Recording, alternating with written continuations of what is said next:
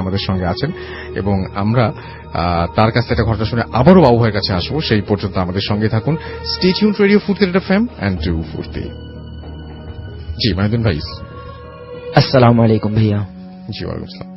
আমি আজকে যে ঘটনাটা শেয়ার করব সেটা ঢাকার নবাবগঞ্জ। এই ঘটনাটা একটি ভবনকে নিয়ে। ভবনটা খুব ভয়াবহতরী। ভবনটি 7 তলা আমাদের এখানে, এবং পুরো ভবনটি সিসি ক্যামেরা দ্বারা নিয়ন্ত্রিত। সেইখানে ভবনটির যেগুলো সমস্যা, বেশ 5-7 বছর ধরে এই ঘটনাটা চলতেছে এবং সমস্যাটা চলতেছে। সিকিউরিটি গার্ড নিয়ে, সেই সিকিউরিটি গার্ড জব নেয় কিন্তু 2-4 দিনের বেশি থাকতে পারে না, এবং যখন সে চলে যায় তখন বাড়িওয়ালাকেও কিছু বলে যায় না। এমনিতেই মানে কোনো কিছু না বলেই লুকিয়ে চলে যায়, পালিয়ে চলে যায়, কিচ্ছু বলে না। তো বেশ এরকম ভাবে অনেকদিন ধরে চলতেছিল যে সিকিউরিটি গার্ড রাখা হয় একের পর এক, কিন্তু কেউ আজও পর্যন্ত মাসখানেক কেউ ডিউটি করতে পারেনি, সপ্তাহখানিকও না। 2-4 দিন পরেই অসুস্থ পরেই লুকিয়ে চলে যাওয়া। এরপর একটা যে সমস্যাটা, গৃহকর্মীর যারা কাজের বুয়া, ওরাও ঠিক মতো এখানে থাকতে পারে না, এবং বাড়িওয়ালা ব্যতীত ওইখানে ভাড়াটিয়াদের যে গেস্ট আসে, মেহমানগুলো আসে, তারা একটা রাত থাকতে পারে, এরপরের দিন আর থাকতে পারে না। সেটাও তারাও খুব বিপদ, মানে ভয়ের ভিতর পায়। তো এই বাড়ির এরকম সমস্যা নিয়ে এবার যা ঘটছিল গত সপ্তাহে, তো দারোয়ান ওনার পরিচিত খুব নিকটবর্তী লোক, উনি এই জন্যই পরামর্শ দিয়ে রাখছে যে আপনাকে আমি রাখলাম, শুধু আমাকে বলতে হবে যে আপনি যদি চাকরি ছেড়ে চলে যান কেন যাবেন, এবং এই বাড়ির সমস্যাটা কোথায় আমাকে বলে যেতে হবে। যদিও না করেন, যদি আপনার দ্বারা সম্ভব না হয়, তাহলে কিন্তু আমাকে বলে যেতে হবে যে আপনি কেন আমার বাসাতে চাকরি করবেন না। এই জন্য উনি উনার খুব কাছের একজন নিকটবর্তী আত্মীয়কে উনার একটি চাকরিতে নেয়। তো ঘটনা হচ্ছে, গত সপ্তাহ শনিবার দিন উনি সকালে আসেন তার বাড়িতে চাকরিতে। রাত্রিবেলায় যে ঘটনা হয়, উনি বললেন যে আমি রাত 8টার দিকে 7 তলার উপরে যে ছাদ, সেই দরজাটা আমি তালাবদ্ধ করে দেই, এবং রাত 12টা 15 নিচের তলার মেন দরজা যেটা, আমি ওটাও বন্ধ করে দিই। এবং আমি আমার ঘরের ভিতরে বসে খাওয়া দাওয়া শেষ করে রাত 1:30 বাজে আমি যখন আর কি ঘুমাতে যাবে, সেও দেখে যে মনিটরের মধ্যে হঠাৎ করে তার চোখ গেছে যে বাড়ির ছাদের উপর যে দরজাটা 8টার দিকে তালা দেওয়া ছিল, সেটা নিজ থেকে খুলে যাচ্ছে, অটোমেটিক আপনি খুলতেছে। উনি তাকিয়ে রইল যে মনিটরটার দিকে, যে ছাদের গেটটা খুলতেছে কে, কিন্তু কোনো মানুষ সে দেখতেছে না। দরজাটা পুরো খুলে গেছে। উনি পরে ভাবলেন যে হয়তো মানুষ উঠে গেছিল, দরজা খুলে বন্ধ করা হয় নাই, তাহলে চাবি নিয়ে আমি যা বন্ধ করে দিয়ে আসে পড়ি। উনি হাতে চাবি নিলেন এবং উনি ওই দরজা বন্ধ করতে যাবেন, ছাদের দরজাটা। উনি বললেন যে আমি যখন উপরে উঠতেছি দোতলা থেকে, আমার শরীরটা কেমন সিমসিম লাগতেছিল, মানে খুব ঠান্ডা আর ভয় লাগতেছিল, ফুলে যাচ্ছিল। তারপর আমি ভাবলাম যে না, দরজাটা কেউ হয়তো মানুষই খুলছে, অন্য কোনো কিছু না। তো উনি বললো যে আমি হাঁটতে 5 তলা পর্যন্ত গেছি। এরপর ওই 5 তলাতে একটা ঘটনা যেটা হয়, উনার বলে যে 3 তলা থেকে আমাকে ডাক দেওয়া হয়েছে, সুলতান নিচে নেমে আয়, উপরে যাস না। তখন উনি বললো যে আমি যে উকি দিয়ে দেখলাম যে আমাকে কে ডাকলো।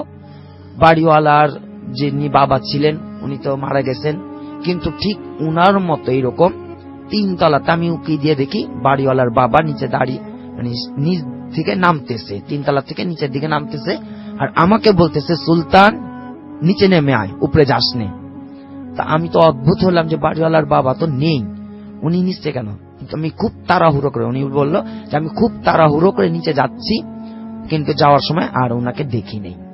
পরবর্তীতে উনি বললো যে আমি আমার রুমে আসলাম, আমি আমার ঘরে এসে বসে দাঁড়ালাম, কিন্তু আমি দেখতেছি যে এরকম যখন আমার রুমে এসে বসলাম, উপর থেকে 3-4 জন লোকের যে নিচে নামে আসতেছে খুব দ্রুত ভাবে, এই হাঁটার শব্দ আমি পাচ্ছি, এবং হই হুল্লোড় কিছু কথাবার্তার চিল্লাচিল্লি আওয়াজ পাচ্ছি। তা আমি ভাবলাম যে উপর থেকে আবার এখন কে আসতেছে। তো উনি নাকি উনার ঘরের রুমের দরজার সামনে দাঁড়ালো দেখার জন্য, যে আসলে তো আমার কাছে আসবে, যেহেতু দরজা আমারই খুলতে হবে। উনি অপেক্ষায় দাঁড়িয়ে থাকলো যে কে আসতেছে এরকম হুড়োমুড়ি করে।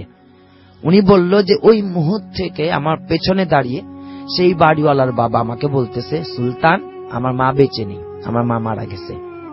উনি আর কি এই কথা শোনার সাথে সাথে বললেন যে আমি সেখানে কিছুক্ষণ, মানে অল্প কিছুক্ষণের জন্য, ঘন্টাখানেকের জন্য আমি জ্ঞান হারিয়ে ফেলি, আমার জ্ঞান থাকে না, আবার আমি যখন উঠি তখন ফজরও এখনো হয়নি, 4টা 4:30 বাজবে।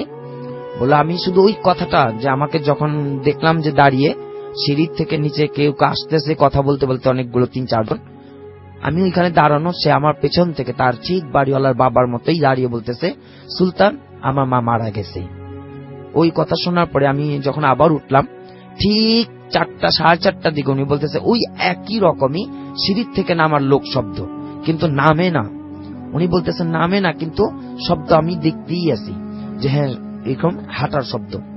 পরবর্তীতে উনি এরকম উপরে যে দেখবেন যে কি ঘটনাটা, বলছেন আমি আর উঠতে পারিনি, আমি অসুস্থ হয়ে পড়ি। পরবর্তীতে যখন উনি খুবই গুরুত্বপূর্ণ অসুস্থ, মানে অবস্থা খুবই খারাপের দিকে ভয়, তখন আমিও সেখানে যাই। তো সেই বাড়িটা পুরো আমি দেখি, খেয়াল করি। পর সেখানে একজন ভাড়াটিয়া ছিলেন 5 তলার 6 তলার উপরে, 6 তলার উপরে ভাড়াটিয়া যে ছিলেন, খুব পুরাতন উনি আমার কাছে সেই কথাটা, দারোয়ানের কথাটা, এই বাড়ির কথাটা আমাকে শেয়ার করলো, যে এই বাড়িতে 6 তলার উপরে যে বাড়িওয়ালার বাবা মারা গেছে, তার মা থাকতো। বাড়িওয়ালার বাবা প্রথম মারা যায়, কিন্তু ওনার মা ওনার ছেলের কাছে এরকম থাকতো, কিন্তু ওনার কোনো সেবা কোনো কিছুই খ্যাতমত ছিল না, অবহেলিত ছিল তার। এবং সে যে সকালে ফজরের আগে উনি মারা যান, তাদের কোনো খবর ছিল না। যখন দুপুর বেলায় তাকে খাবার দেওয়ার জন্য যাওয়া হয়, তখন দেখে যে উনি ইন্তেকাল করেন। ওই সবাই দুপুরের পরে আর কি খবরটা পায় উনি দুনিয়াতে নেই। তো ভাড়াটিয়া বলল যে উনার দাদুর, মানে ছেলেটার যে মুরব্বিটার বরদোয়া, অভিশপ্ত পুরো বাড়িটা একেবারে ছড়ানো, যার কারণে কেউই থাকতে পারে না সঠিক মতে, এবং খুব ভয়াবহ লাগে সবার কাছে, খুব ভয়, বাড়িটা খুব ভার হয়ে থাকে। উনি বারবার বলতেছে বাড়িটা একটা অভিশপ্তের বাড়ি, কেননা একজন অভিভাবক হয়ে সে কখনো কারো সেবা পান নাই। ইন্তেকালের সময় উনি কাউকে কাছে পান নাই। যখন মারা গেছে খুব ভোরবেলায়, দুপুর বেলা সবাই জানতে পারে উনি দুনিয়াতে নেই। এই ভাইয়া ছিল ঘটনা। থ্যাংক ইউ সো মাচ আপনার ঘটনার জন্য, আপনাকে অনেক ধন্যবাদ। আমরা চলে যাব এখন বাবু ভাইয়ের কাছে, এবং বাবু ভাইয়ের কাছে আরেকটা ঘটনা শুনে আসবো। আশা করছি এই ঘটনাটা আপনাদের ভালো লাগবে। চলুন শুনে আসি। রাসেল ভাই, এই কাহিনীটা হচ্ছে আপনার সাগরের কাহিনী।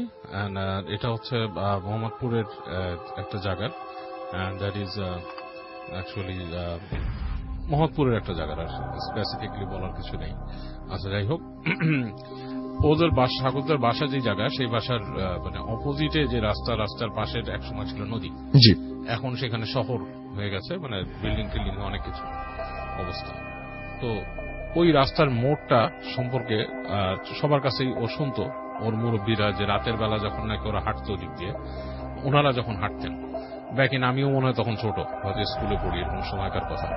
তো তখন আমি কিন্তু ওদিক দিয়ে গেছি, রাসেল ভাই নিজে সাইকেল চালায় তখন গেছি ওদিক দিয়ে।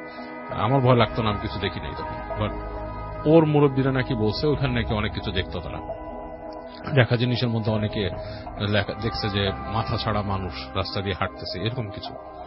তো সাগর ওখানে থাকে, তাদেরই বাড়ি। সে তাদের বাড়িতে যেটা এক্সপিরিয়েন্স করতো, যে হচ্ছে তাদেরকে মনে হতো ওর কাছে যে ও প্রায় রাস্তার মধ্যে শব্দ শুনতো আর কি, জি, এটা ওইটা বিভিন্ন রকমের শব্দ, মানে উইয়ার্ড শব্দ। আবার ওর কাছে মনে হতো মাঝে মাঝে যে ওদের যে জানালার মধ্যে কেউ রাতের বেলা, মানে জানালার ওই পারে কেউ আছে, এরকম লাগতো। তো ও ভয়ে ভয়ে ঘুমায় যেত। একদিন যেটা হয়েছে, ওর পরীক্ষার আগে ও মানে সাধারণত রাত করে পড়তো না, গভীর রাতে। বাট ওই দিন সে মানে রাত করে পড়ার চিন্তা করছে, কারণ বন্ধুরা পড়ে এবং তার প্রিপারেশন ভালো ছিল না, সামনেই ম্যাট্রিক পরীক্ষা। তো ও চিন্তা করে কি যে ওই দিন ও রাত জেগে পড়বে। তো রাত জেগে পড়া, যাতে রাত জাগার অভ্যাস নেই রাসেল ভাই, তারা কিন্তু সহজে জাগতে পারে না, তারা ঘুমে একদম মানে অবস্থা খারাপ হয়ে যায়। তো সাগরও চেষ্টা করছিল, কিন্তু তার অবস্থা একদমই খারাপ হয়ে যাচ্ছে। তো এক সময় সে চিন্তা করলো ধূপ ঘুমায় পড়ি। তো রাত তখন 1টা-1.5টা বাজে, খুব বেশি বাজে নেই। রাত তখন ওই জায়গাও যে খুব একটা জায়গা যে কোয়াইট হয়ে যায়, এখন তো ঢাকা 1টা-2-1.5টার দিকে খুব একটা কোয়াইট হয় না, তাও কিছুটা হয়ে গেছে আর কি। জি, তো এই অবস্থায় ও মানে রুমের লাইটটা নিভায় দেয়।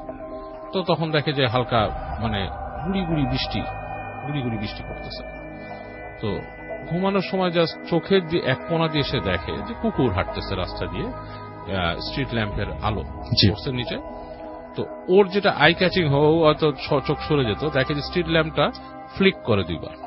ফ্লিক করার পর কুকুরগুলা মনে হলো কেমন যেন একটু নড়াচড়া বেশি করলো, একসময় স্ট্রিট ল্যাম্পটা বন্ধ হয়ে গেল, জি, এবং বন্ধ হওয়ার আগে দিয়ে এসে দেখলো কুকুরগুলা শেপ শিফট করলো, মানে তাদের শেপ চেঞ্জ করলো। যখন আলোটা নিভে গেল ঠিক ওই মুহূর্তে কুকুরগুলো মনে হলো যে বসার থেকে মানুষ হয়ে গেল, হঠাৎ দাঁড়ায় পড়লো, মানে দাঁড়ায় মানুষ হয়ে গেল, লাইক মানুষের শেপ হয়ে গেল।